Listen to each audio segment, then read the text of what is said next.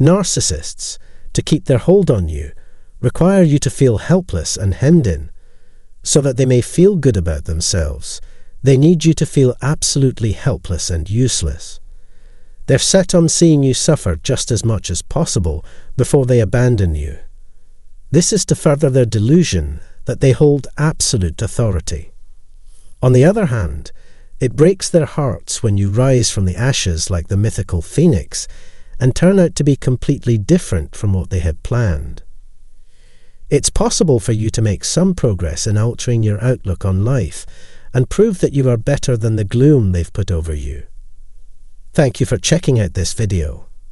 I'm going to show you 5 strategies to publicly embarrass a narcissist so that they finally see the error of their ways. Make sure to subscribe and click the bell icon to receive updates if this is a topic that interests you. Let's begin. Number 1. Change how you see yourself. Narcissists thrive on making others feel bad about themselves. Insults like "you're too fat," "you're too thin," "you're too open," "you're too closed," and so on will be hurled in your direction. They will convince you that you are unlovable as you are and that no one else could ever love you.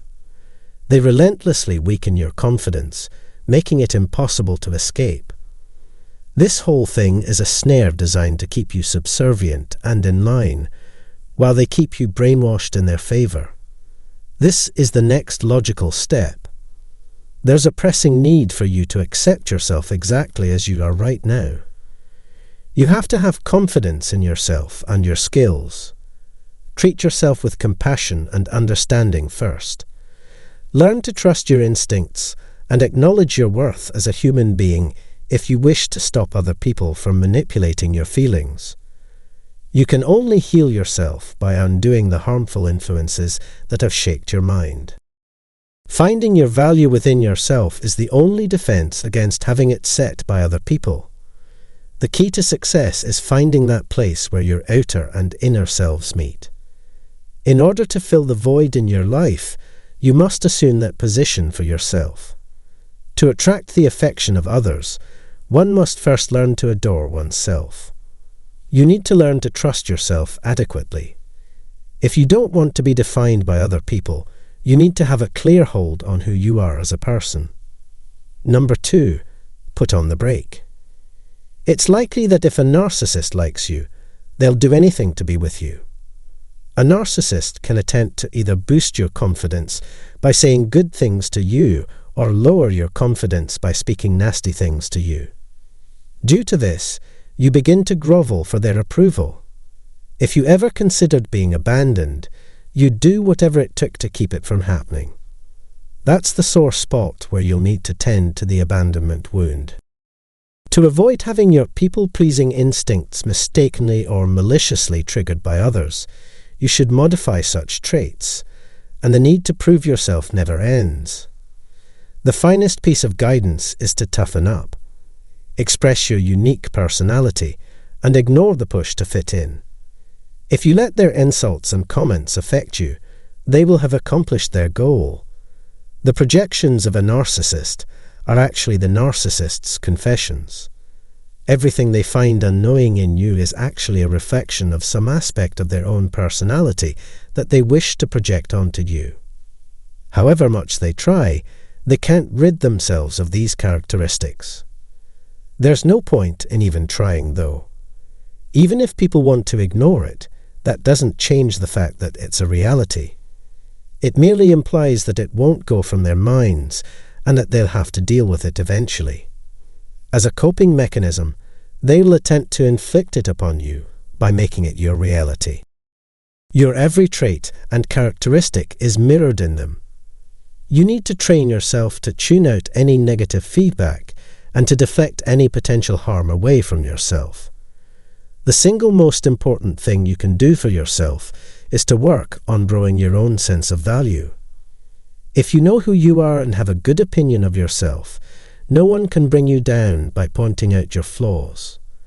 Addressing your own fears and fortifying your sense of self and direction in life is a priority.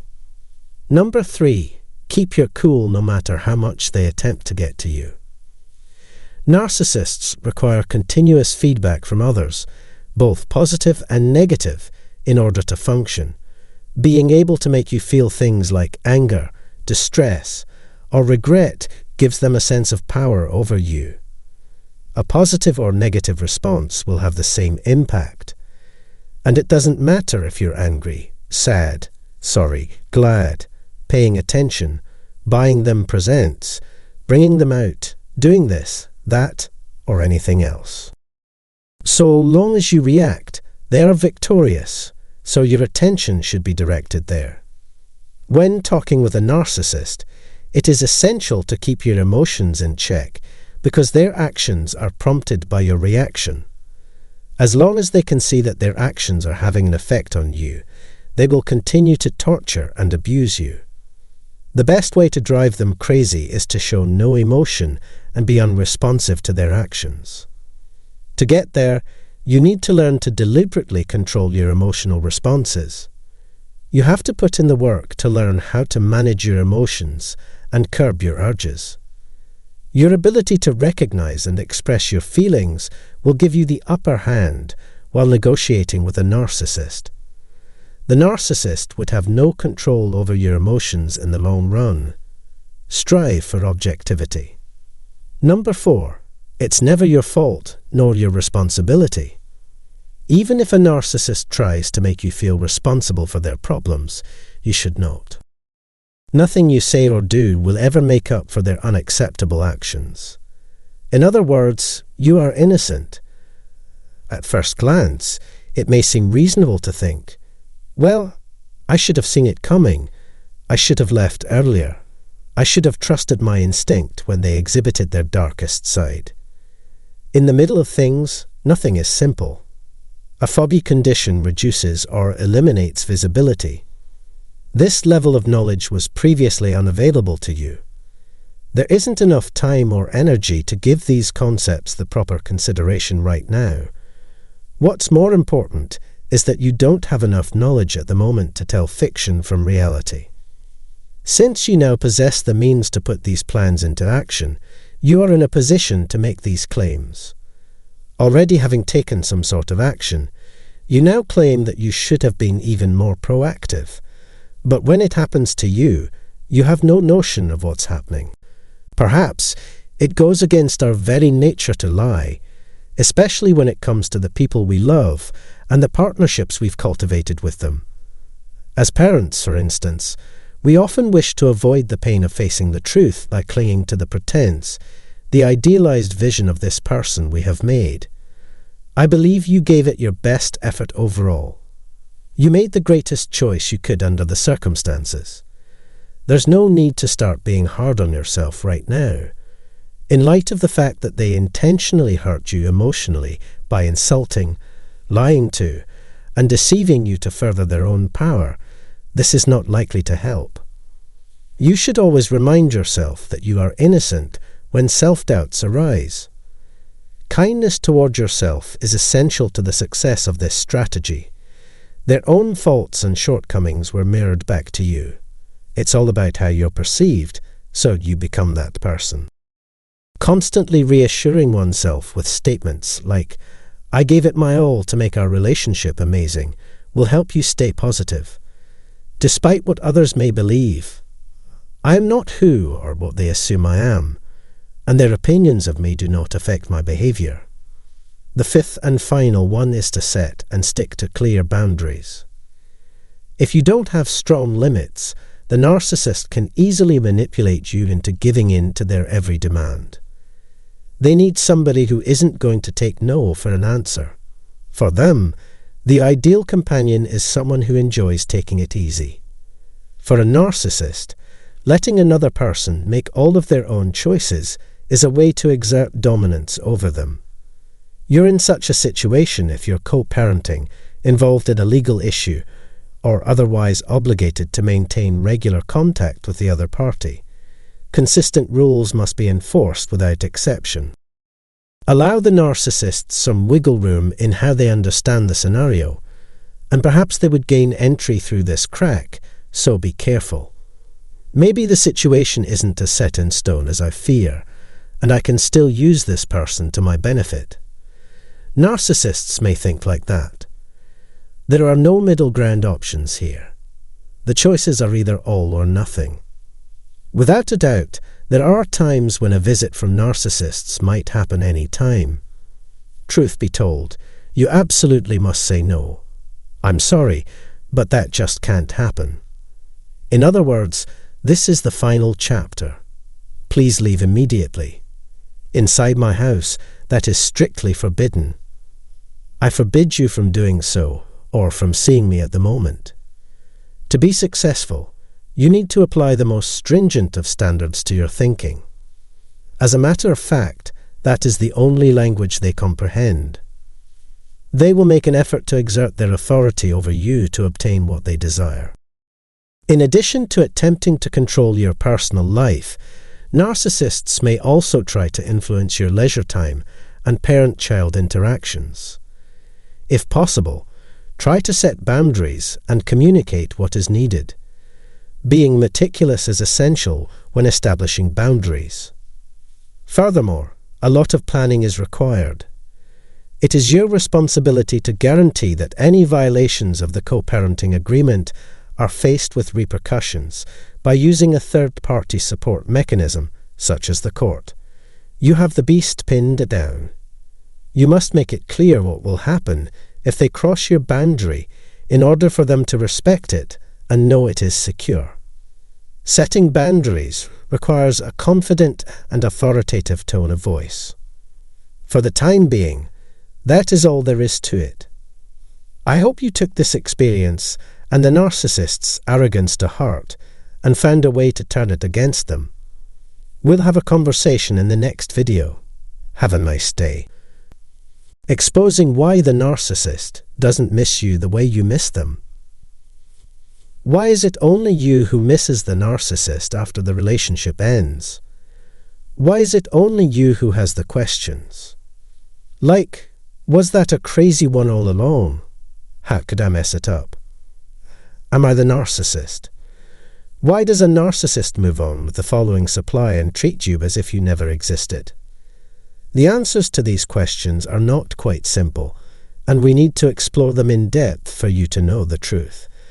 Because the truth will set you free, let's explore it together in this episode. Hi, I'm Danish, a narcissistic abuse recovery professional. This episode is going to be all about understanding why narcissists do not miss you the way you miss them.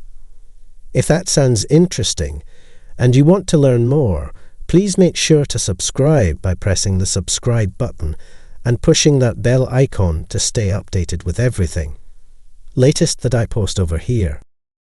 Let's get started. First of all, you need to understand that narcissists do not have object permanence or object constancy, which means once you are out of their sight, you are out of their mind. You can think of it this way. A narcissist is like this 4-year-old developmentally arrested child stuck in an adult's body who does not have the capacity to think or believe that someone or something can exist, even when they can't see it or experience it. To go deeper into this example, you can think of a child. A 4-year-old was playing with a toy, and you take this toy away from them, and you hide it.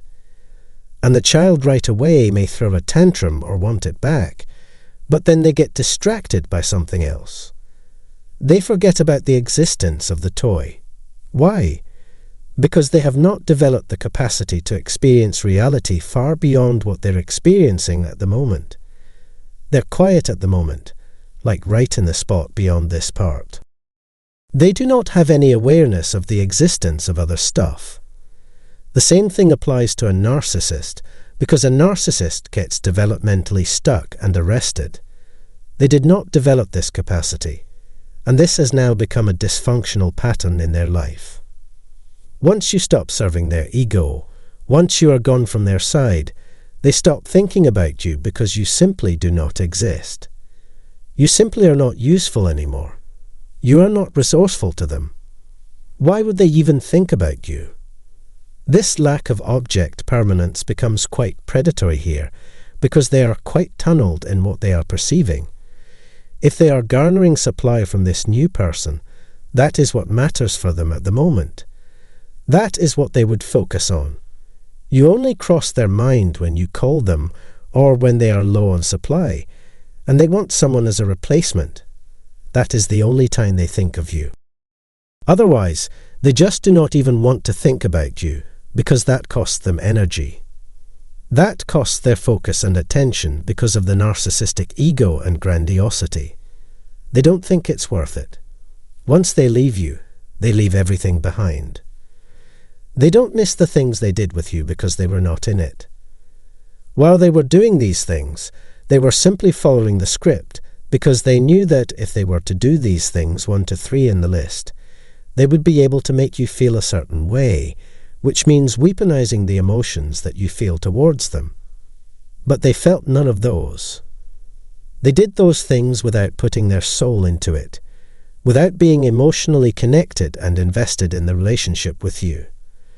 They did it for the sake of doing it, so they don't remember any of it. It was quite mechanical for them. They did not put any interest in it at all. So once you are gone forever. They don't think of you, so they don't miss you at all. The other reason is trauma bonding. You are trauma bonded with the narcissist. So it's given that you would miss their presence, you wouldn't want to see them, you would want to know what they are up to, what they are doing, who they are with, who this next person is. Is this next person better than you would crave their presence? You would want to talk with them just one last time. You would want to get closure. You would have hundreds of questions. You would have cognitive dissonance, and you would be struggling between the two perceptions of the same person. One side tells you that this person was horrible, but the other side that has the good memories makes you wonder, makes you question whether he or she is truly a narcissist. If he was, why did he do this good thing here? And then you question the whole experience. So this is what keeps the cycle of trauma bonding going on and on and on. And you crave their presence because you are highly dysregulated. Being this confused about the personality of this person, being confused about their true nature, keeps you hyper-vigilant all the time, keeps you dysregulated. And if I take you back to the relationship, look at what happened in there. The narcissist was the same person who gave you a lot of anxiety, who gave you a lot of trauma, who put you under a lot of stress. But he or she was the same person. The only person who got you or brought you out of that miserable state. Of course, they did not do it intentionally. They did not want to do it. It's like they throw a breadcrumb at you. They just gave you this occasional nice behavior of theirs to keep you hooked, and you thought, well, the relationship is back to the way it was in the beginning. The homeostasis has been restored, but none of that is the reality. So that is happening right now. You are craving that stability again, at least that perception of stability. You're craving that connection that you felt with them at the moment when they were on their best behavior. That is what is keeping you in this cycle of missing them again and again. They do not miss you because they are not in the same emotional state that they put you in. They have a trauma bond that looks completely different. They were trauma bonded because you gave them attention. You put them on the pedestal. You made them like the owner of your life. You gave them this perception that they have control over you and everything related to you. That was their trauma bond. That is their supply. That is what they kept coming back for. Now that they have found it somewhere else with someone else, they are not going to look for it. With you are in you because they had already replaced you. The only time they would ever come back is when they are low on supply so that they can re-establish control. So they do not miss you at all because they don't feel the need to miss you. They don't think about you. You are completely gone. They are not missing you. They don't have any guilt. They don't feel shame. They don't think they have done anything wrong. They don't think they have to correct anything. They don't have a conscience. That is the truth about it. They do not care about right or wrong. They do not think of the past. One is once it's done, it's done. They don't go there anymore. So that was it for this episode. I hope you found it insightful, and if you did, please let me know in the comments and drop a like, share this video or the episode, and make sure to subscribe. I will talk with you at the next one. Till then, let the healing begin. After you experience narcissistic abuse, this is the types of grief you may experience. Why is it so difficult to move on after ending a relationship with a narcissist? How much does this pain really weigh anyway? Why do you always seem so sad? Why do those events keep playing over and over in your head? I don't see why you keep blaming yourself.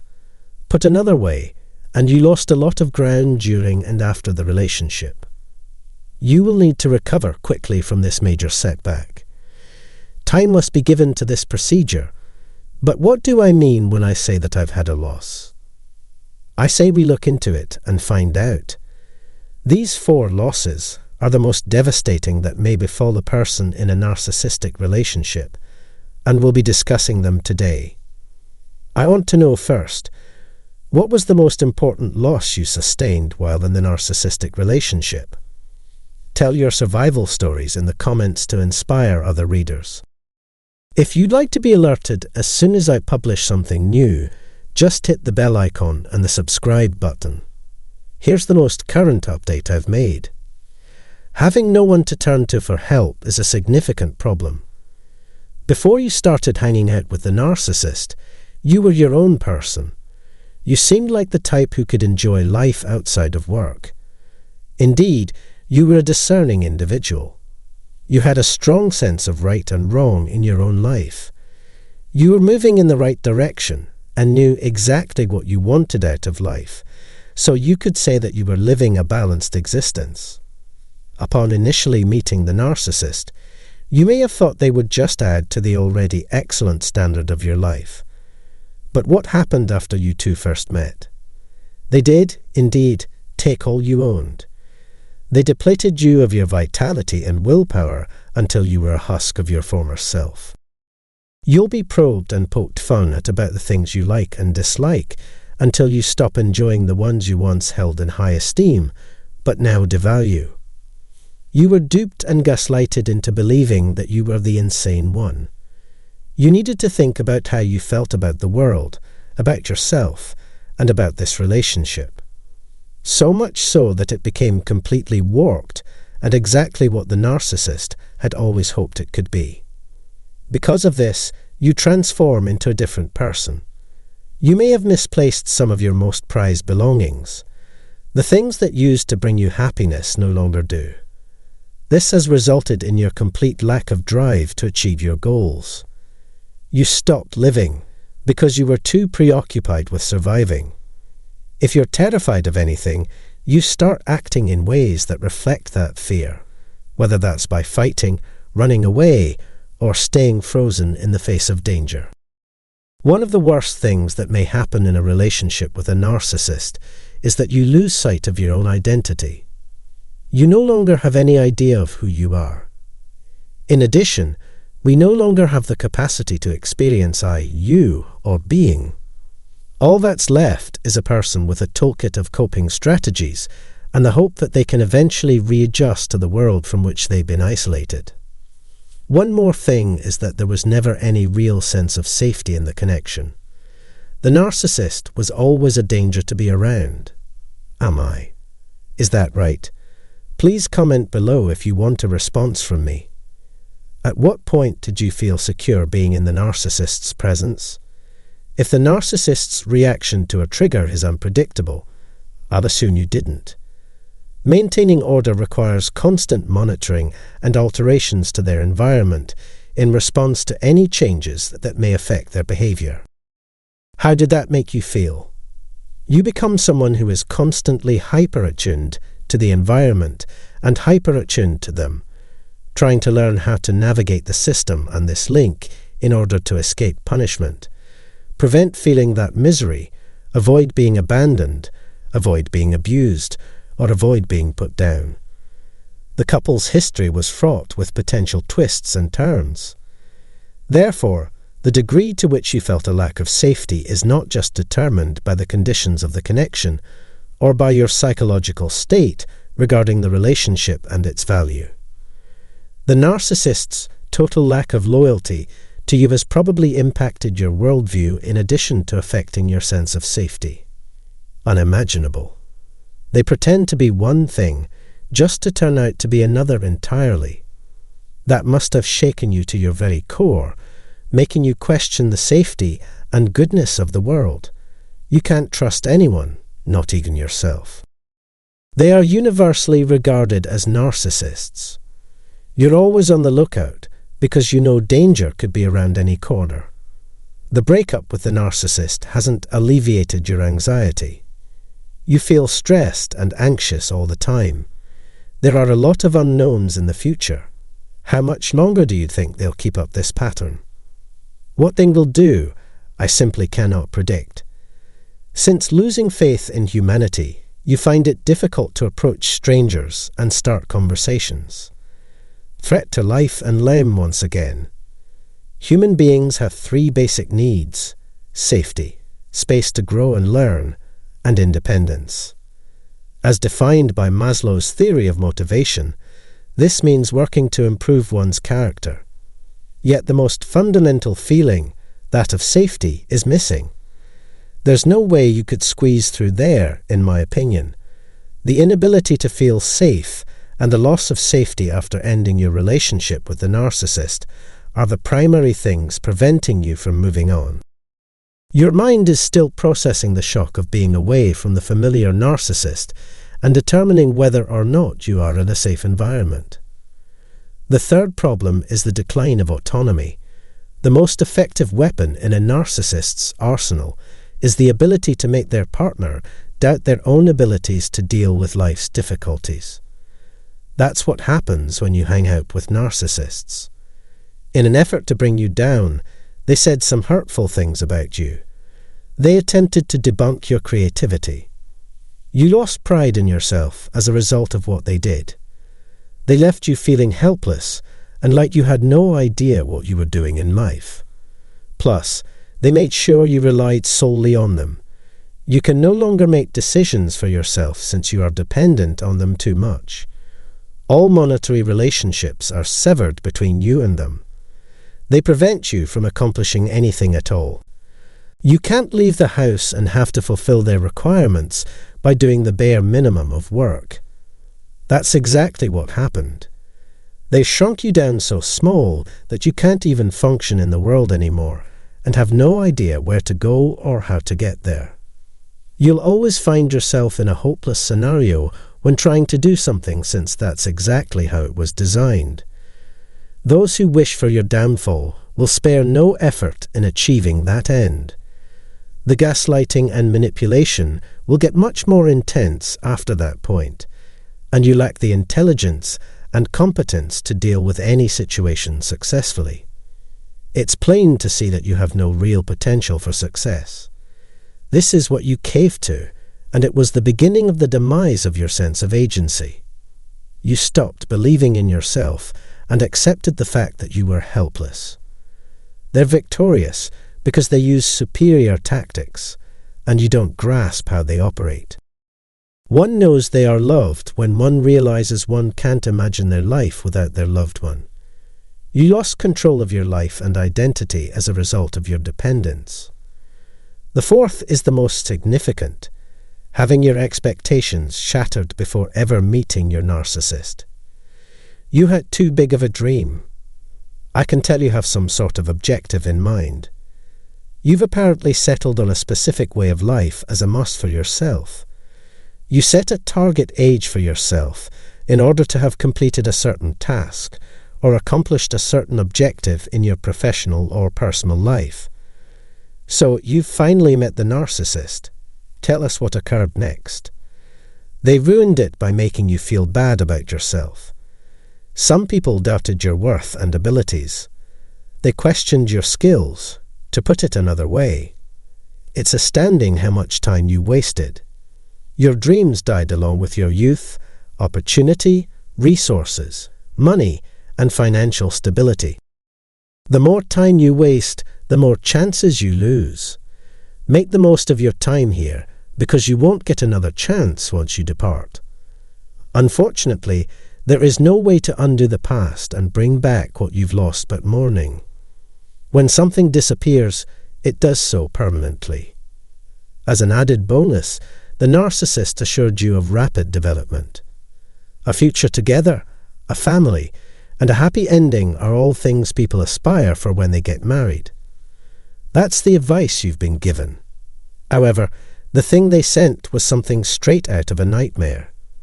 Because of this, it will be impossible for you to succeed. No glimmer of hope remained. You've all taken a big hit here. Give up your youth, your time, your goals, whatever it is you need to. I don't understand how you can be so casual about grieving such a huge loss. Both the person and the relationship you enjoyed deserve your sorrow. Moreover, you should express sadness at the death. The death of one of your former selves is caused by this connection. I know you're having a hard time pulling yourself out of this funk, and I sympathize. You'd have to be patient and sympathetic. Indeed, you owe it to yourself to treat yourself to that. Our program for today is now finished. Help me out by subscribing to this channel, giving this video a thumbs up if you found it helpful, and letting me know what you think in the comments. We may talk there thereafter if you're interested. In the meantime, begin recuperating. Please feel free to watch my other videos. Have a nice day. Undeniable signs that you are a victim of narcissistic abuse, but you may not realize it. The experience of being a victim of narcissistic abuse is one that most people cannot fathom. Why? Considering that the vast majority of people are unaware of the steps necessary to survive a narcissist. You can expect them to question why, if you decide to stay longer than expected. How you managed to tolerate that is beyond me. Why you didn't see that coming is beyond me. Why didn't you just tell them what was wrong if you had a problem with them? In other words, that's not all. Questions that cast doubt on the reality of one's experience in the aftermath are particularly isolating and invalidating because of this. You test my honesty by wondering if I'm making it up. Am I making a big deal out of nothing? Did I just sound completely bonkers? Definitely not. And in a moment, I'll explain why. Danish here, specializing in helping people recover from all kinds of narcissistic abuse. In this segment, I will discuss the 5 most telling signs that you have experienced narcissistic abuse. Before we get started, I'd appreciate it if you could subscribe to this channel by clicking the subscribe button and the bell icon. Let's get started then. To start, you have a distorted view of who they truly are. Narcissists are like chameleons in that their behavior towards you will alter dramatically at different stages of the relationship. You could think they're pleasant at first, but as their control over you increases, their actual nature will become clear, and a monster will materialize right in front of your eyes. This abomination, however, does not persist on the surface for very long before the person returns to their lovely, everyday self, so that you can't possibly break free of the link by the slightest margin. They never let you see the real person and are always inconsistent. This inconsistency creates mental and emotional disquiet. Just as there is a discrepancy between the good and negative memories you have stored away in your mind, there is a corresponding polarity between your own shifting mental and emotional states. True compatibility occurs when two people have many things in common. They're not like Dr. Jekyll and Mr. Hyde, always changing identities to the point that you start to question if they're even together. Dealing with a narcissist, on the other hand, is a never-ending source of confusion because you simply cannot understand how someone can be so wicked and brutal one minute and so charming and innocent the next. Your mind struggles to make sense of the paradox that the same person who brings you temporary comfort is also the root cause of much of your anguish. All the confusion starts at that point. The question, are they genuinely a narcissist, has entered your mind. If so, it's perplexing that they would do something kind. What, if anything, did they do to make a particular time in your relationship memorable? In a healthy relationship, the questions you raised would never be brought up. Do you have trouble recalling the person's name when asked to identify them? Can you believe that's who they are? In order to make other survivors feel less alone, your comments are greatly appreciated. Second, the narcissist's unreliability has made you emotionally invested in them despite your knowledge that you should move on. If you're in a relationship with a narcissist, you'll experience physiological changes in your brain and body that become addicting. You want to be around them so badly, even though you know it's bad for you. It's your nervous system, not theirs, that's looking for comfort again. Connecting with other people is essential. Almost instantly, you sensed they were offering you something in the bond. It's strange for a loved one to make you feel so uneasy that you don't want to be around them, especially when you miss them so much. Even though it hurts, you have to make the decision that you no longer want to be with the person you're in a relationship with. On the other hand, being with a narcissist might make you feel like you're in an impossible situation. There's a part of you that knows you should go forward, but another part of you keeps clinging to something that's obviously not working. You're holding on to a dream despite your better judgment. Hopefully, they'll see what a huge mistake they're about to make. However, things never improve, no matter how many chances you give them or how long you wait. In the third place, you're going through a lot of emotional pain. The grieving process after experiencing narcissistic abuse is especially convoluted since it involves mourning the loss of both reality and fantasy. You're feeling melancholy because you've given up on having a future with this person. You're feeling regret for all you were before meeting this individual, including your past relationships, achievements, money, children, and self-identity. You feel terrible because you've realized how badly you were treated by this person the whole time you were with them. This grief is weighed down by the traumatic experience of betrayal. During the peak of their love for you, they cheated on you. They cheated and lied to you over and over again. They swayed you into thinking that you had the right idea. They left without even a goodbye. That's why you're having such a hard time right now. Such a thing would never happen in a stable partnership. It's depressing, but it won't end your life. The wound caused by a narcissistic partner's betrayal can be deep and long-lasting. Your grief has many facets, and it may take you a while to understand them all. And fourth, this information has utterly shocked you.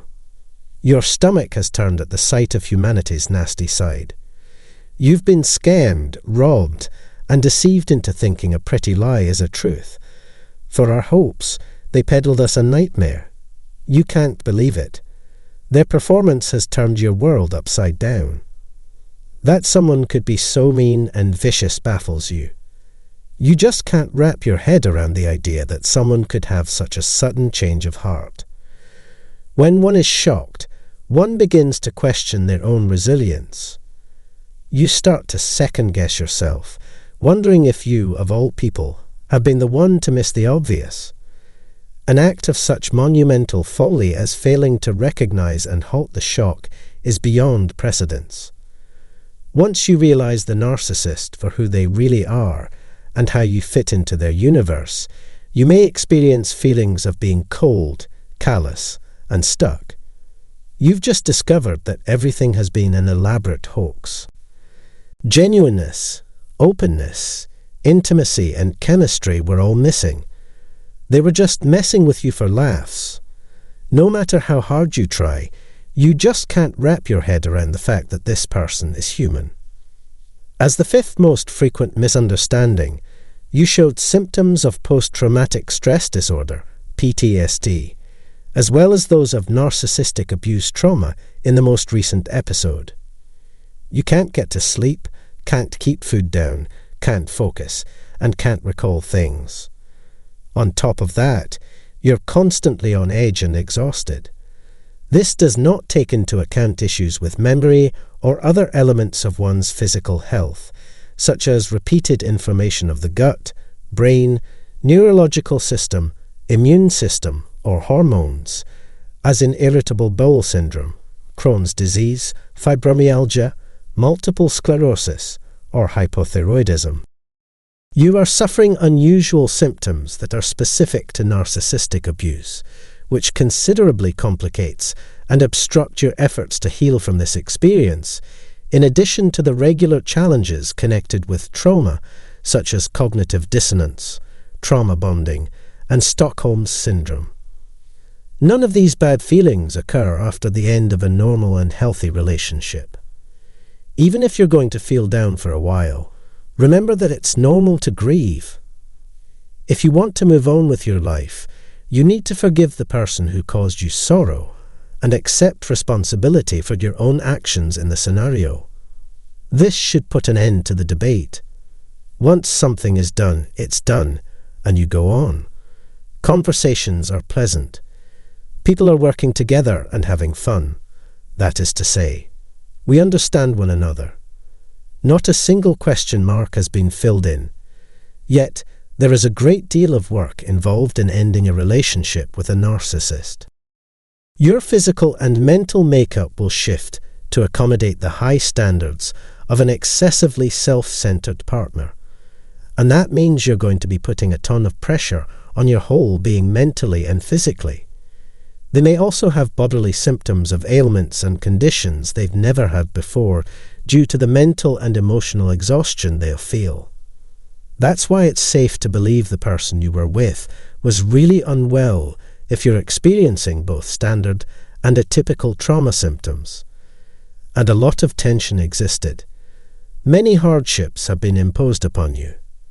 Before we finish up, I need to know which of these symptoms best describes you.